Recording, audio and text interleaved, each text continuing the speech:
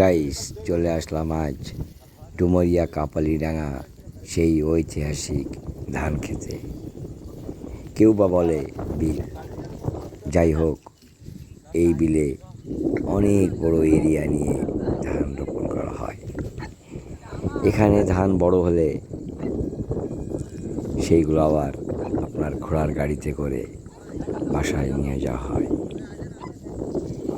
এখানকার মানুষরা সব একে অপরের কাজ করে থাকেন।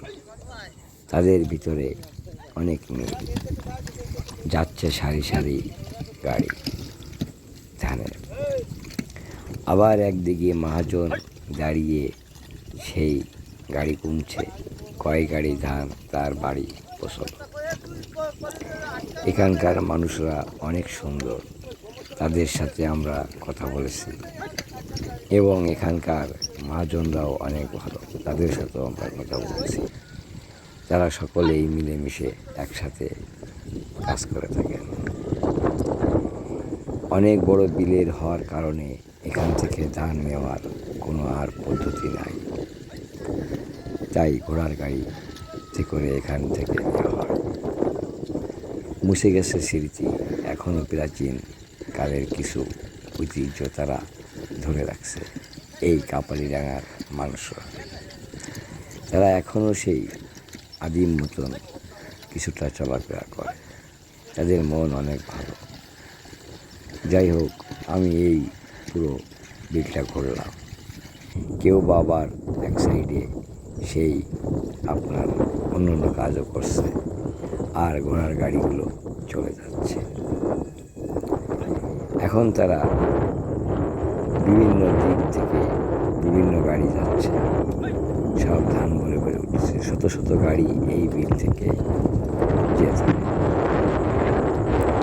আমরা আবার একটু সামনে যাব, সামনে যেয়ে দেখবো সামনে আর কি আপনাদের সামনে আমরা তুলে ধরতে পারি। এখনকার আবহাওয়াটা ততটা সুবিধা নয়, কারণ সন্ধ্যের আগ মুহূর্তে ভিডিওটি করা। কেউ বা এখন আবার এখানে ধানগুলি গাড়িতে আবার কম্পিউটারে দিয়ে, আবার কেউ বা এক সাইডে বসে আছে, আবার ঘোড়াতে ঘাস খাচ্ছে। অনেক সুন্দর এই দৃশ্য। এখানে না আসলে, নিজের সাথে না চললে এগুলো উপভোগ করা যাবে না। আপনারা এখানে আসবেন। এখানে আসতে গেলে কুয়েত থেকে আপনি সরাসরি গাড়ি নিয়ে ডুমুরিয়া এই কাপালিডাঙ্গা গ্রামে আসতে পারবেন।